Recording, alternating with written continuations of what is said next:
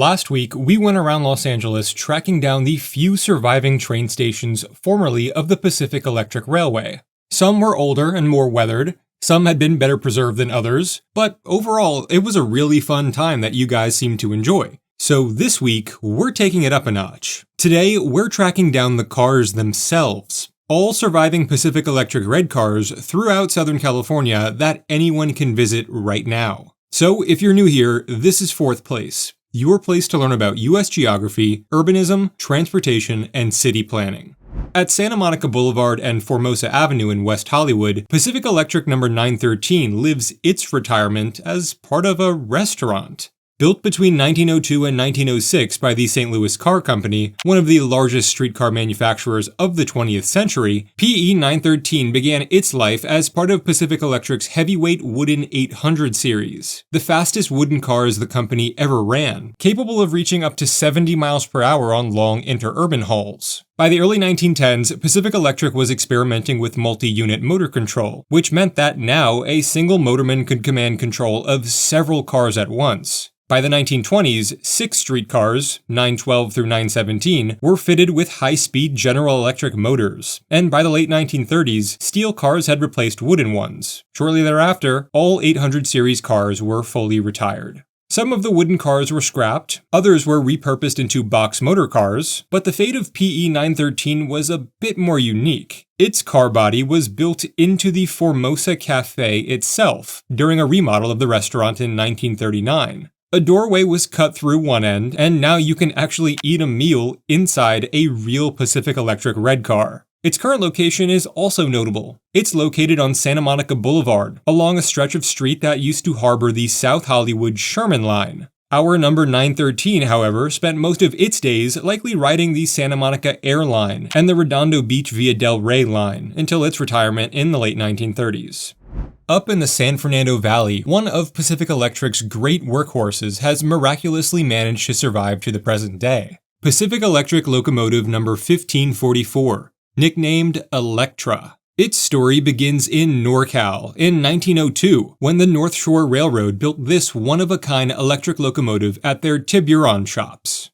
Although its construction was a bold step towards new, electric, standard gauge railroading, it initially drew so much current that other trains on the line slowed to a crawl. Because of that, crews usually operated it only in the early morning hours, before the rest of the system powered up. After the 1906 earthquake, the young Electra crossed the bay to help clear the rubble. Shortly after, it was sold to the Central Pacific Railroad, who stored it until 1917, when Pacific Electric purchased it and put it to work in Los Angeles. In 1925, Electra helped dig the Pacific Electric subway tunnel underneath Echo Park and downtown LA. From 1925 on, it spent the majority of its life operating as a switcher at the Torrance shops, until its retirement in 1952, when it was donated to the Travel Town Museum, where you can still visit it today.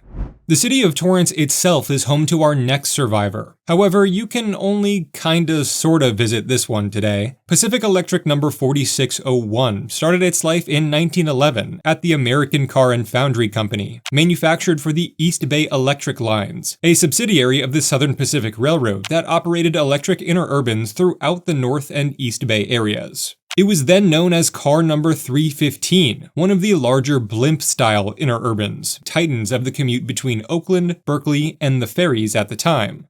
The East Bay Electric Lines shut down in 1941, and in 1942, the car went to the U.S. Maritime Commission to shuttle defense workers between the San Pedro shipyards and downtown LA. Pacific Electric acquired the car in 1944, renumbered it to 4601, and ran it along the Torrance Line. That was until tragedy struck on October 19, 1945, at Athens Way and 128th Street. PE 4601 collided head-on with a 10-car freight train. The motorman was killed, dozens were injured, and the streetcar was condemned. Shortly thereafter, Torrance resident Forrest Wilson actually bought the shell for $50, cut away the wrecked end, and turned the remaining 60-foot body into a 2-bedroom home on Newton Street in Walteria, next to the Torrance Airport. After Wilson's death in 1986, his wife Virginia planned to scrap it, but the Torrance Historical Society ultimately intervened, and in 1987, the city bought it for just $1 and moved it to Charles H. Wilson Park.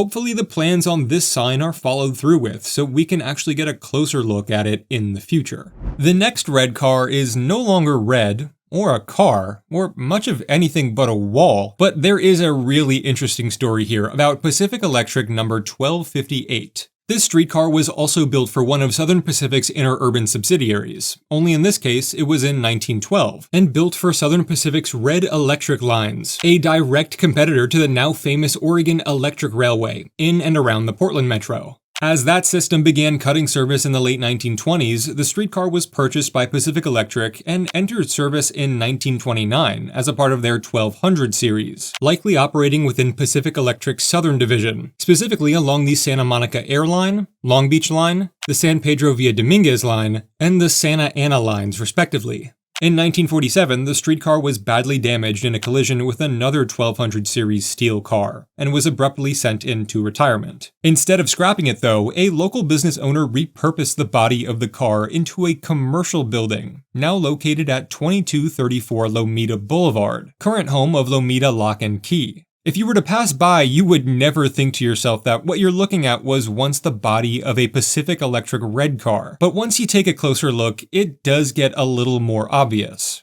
I didn't venture inside since it is a private business and it was closed, but apparently the original green interior is still visible, which is pretty cool. Down the coast in Seal Beach sits a very different kind of survivor, one that spent its entire life keeping the rest of the rail system alive. Located along the Electric Avenue Greenbelt, the former right-of-way of Pacific Electric's Newport-Balboa line, lives Pacific Electric number 1734, built in 1925 as a tower repair car. Unlike the passenger red cars that carried commuters, this one maintained the network itself. Its elevated platform and equipment were used to service the overhead wires that powered PE trains all across Southern California. When the red car era ended, PE 1734 was left derelict until the 1970s when Seal Beach resident Virginia Hadley learned it was about to be scrapped and sunk offshore as a part of a reef restoration project. So she stepped in, organizing a local rescue effort that led to the founding of the Seal Beach Historical Society, which then converted the car into the Seal Beach Red Car Museum, situated just beside the Mary Wilson Library. Time and weather eventually took their toll, and the city ended the museum's lease and transferred the car to the Seal Beach Lions Club, a local nonprofit, who repaired and repainted it. Today, PE 1734 is no longer the Red Car Museum, unfortunately, but you can still visit the car and walk along one of its former right-of-ways. And then there's the Mother Lode, the Southern California Railway Museum in Paris, California, home to a total of 35 Pacific Electric rail cars. This place isn't just a railway museum, it's a living workshop with dozens, maybe hundreds of train cars from all over being fixed, displayed, and on rare occasions even being put out onto the rails to be ridden once again. And it is the only place in the country where you can still ride the red cars. Well, except for Disneyland and its replica red car. Or San Francisco's heritage PCC streetcar with a PE livery on it. But neither of those really count, do they? These streetcars are the real deal, and they're awesome.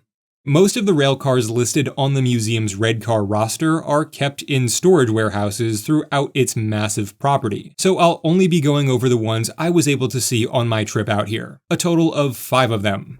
Pacific Electric number 1299 is the crown jewel of the red car collection here. Like PE 1258, 1299 also originated in Portland in the 1910s as a part of Southern Pacific's Red Electric lines, most likely being bought by Pacific Electric at the very same time. When Pacific Electric purchased the streetcar in 1929, they reconfigured it into a luxury business and parlor car at the Torrance shops, where it received new motors and a new GE controller that enabled operation all throughout the system, including but not limited to the 60-mile-long 1200-volt San Bernardino line. Outfitted like a private coach, the car was used by company officials for inspection trips and executive business purposes until it was reassigned to the Commodore Limited route in 1942, where it would stay until 1948. The Commodore Limited was a parlor service between 6th and Main and Balboa, an extra fare run favored by executives like Pacific Electric's then president, Oscar Smith. When that service ended in 1956, this one-of-a-kind car was sold to 2 rail fans, who retired it to exhibition duty at the Los Angeles County Fairplex in Pomona. It moved to Paris in 1998, where it still operates for special events. It remains the only known Pacific Electric parlor car preserved almost exactly as it was built in 1929. And then there's my favorite surviving red car, Pacific Electric number 717, the archetypal Hollywood car, the most recognizable streetcar in Los Angeles history, and the stalwart of the world's largest network. Built in 1925 by the J.G. Brill Company, PE717 was part of Pacific Electric's all-steel 600-700 class that modernized the city's local network with center entrances, sturdy construction, and the versatility to handle both downtown traffic and longer suburban runs. Starting in 1939, many of these cars underwent modernization. New, higher-powered GE motors boosted their top speed from about 28 to 45 miles per hour.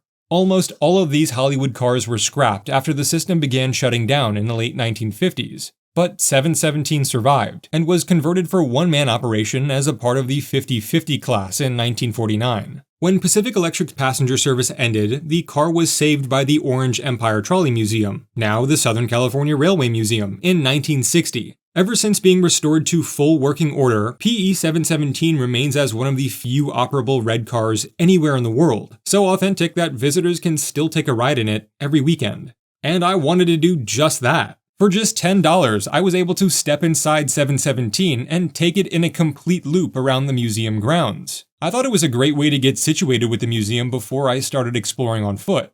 While riding the streetcar, I was able to spot the Fred Harvey exhibit, located inside the museum, as well as some old Los Angeles Railway yellow cars, and I'll be making a video about those lesser-known LA streetcars sometime soon. Best of all, I was able to spot our next car, Pacific Electric number 498. Similar to PE4601 behind the fence in Torrance, PE498 is another surviving example of that big blimp-style car design that began on Southern Pacific's interurban East Bay electric lines in the early 1910s. It featured wide sliding doors and a combination of baggage coach layout. When East Bay ended service in 1941, several of the cars came south to Los Angeles, were rebuilt by PE into its 400 series, and were used on routes needing both passenger and express capacity, usually within PE's Southern Division lines. Here's 498 crossing over the Fullerton Arch back in 1948, and here she is in 1957 leading a Catalina Special from 6th and Main to the Catalina Terminal in Wilmington. I also saw one of 498's blimp car siblings, Pacific Electric number 418, another one built by Pullman in the early 1910s for East Bay electric lines. And of course, because Pacific Electric moved freight as well as passengers, meet Pacific Electric Freight Motor number 1624, built in 1924 at the Torrance shops. This car is what's called a steeple cab, meaning it has a tall center cab and sloped hoods on each end. Inside were 4 electric motors that together made around 820 horsepower, enough to pull long strings of boxcars full of freight through the industrial neighborhoods of Los Angeles. Most were scrapped when Pacific Electric ended freight service in the 1950s, but PE1624 survived when, in 1958, the Los Angeles chapter of the National Railway Historical Society stepped in, bought it, and donated it here, where it remains today. The Southern California Railway Museum is a lot to take in, and I mean that in the best way. And there are many more red cars here that, hey, maybe you'll get to see someday in the future that I didn't. You can visit Tuesday through Sunday, but keep in mind you can only ride the red cars on weekends, as far as I'm aware. Let me know what you think about the red cars and about this 2-part series down in the comment section below, and I'll see you next week, right here, from 4th place.